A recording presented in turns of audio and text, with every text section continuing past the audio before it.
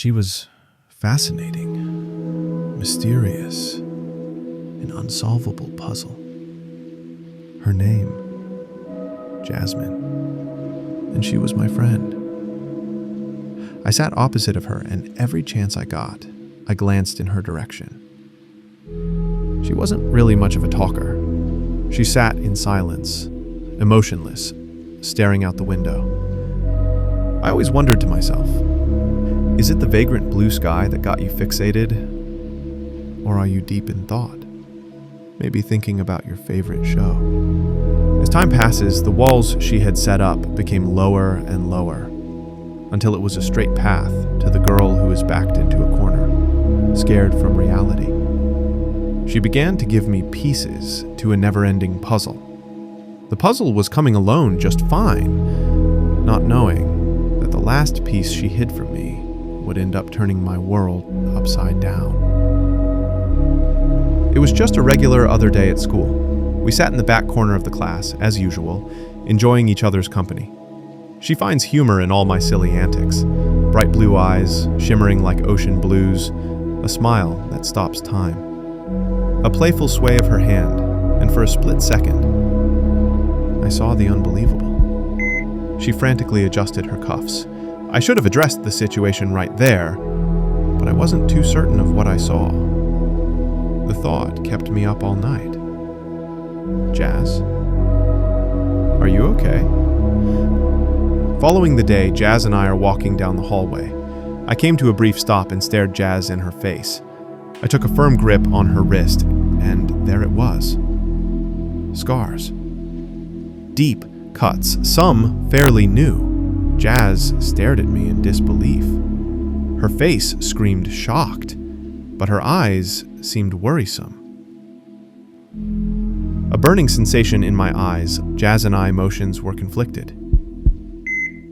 You don't want to see me in pain, but you are the cause of that pain. We stood there in the eerie silence of the school hallway. Jazz had every opportunity to turn and walk away. She wasn't back into a corner, and I had little to no grip of her hand. She wanted to stay. She wanted someone to confide in, but I stood in silence what felt like hours. Her head bowed to the ground, hiding her eyes. The second her hand slipped from my palm, she darted off into the wind. If only I knew this would be her last day at school. I would have held her hand for dear life and never let go. It's not your fault. That night, she followed through but was rushed to the ER in the nick of time. I visited Jazz every day in the ER, enjoying her presence, watching her smile. How could someone be in so much pain but yet smiles so bright? Life isn't fair. I then came to a realization. I too was wearing a mask. Jazz, you always liked flowers. I got your favorite. Days passed. I couldn't sleep. My feelings were apathetic. Jazz, what was it like? Did he comfort you in his warm embrace, whispering in your ear, everything's going to be okay? That night, I climbed up the school rooftop, hands spread-eagled, gazing at the moonlight, one last time.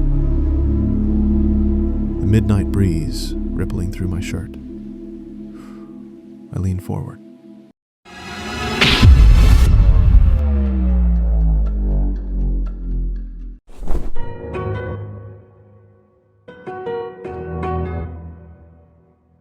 Brother man, you really on that loser time, and guys? Get off the floor, boy. Correct me if I'm wrong. The pain you going through, you won't put someone else through? What would your mom think? Oh, scared to talk, but he ain't scared to jump. Alright, what would your boo-boo cakes just think? You don't know my pain. Maybe not.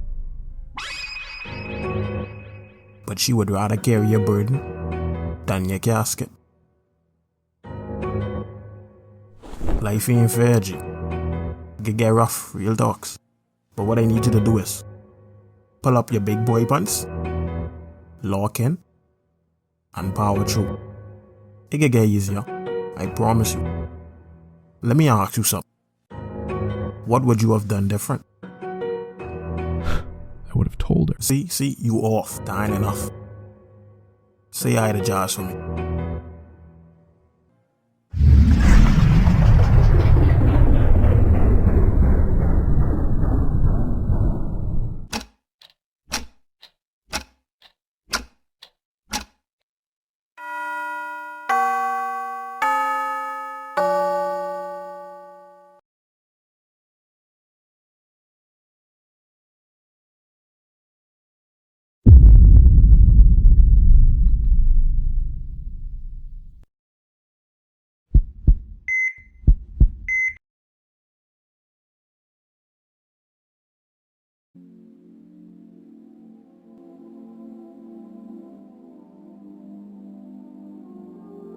Michael, I said to talk him off the ledge, but no.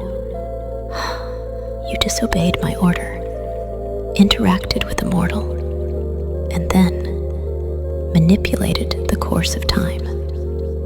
Life isn't fair. Sorry excuse for an angel of death. If you're busy trying to save everyone, and I'm busy saving you, who's gonna save me?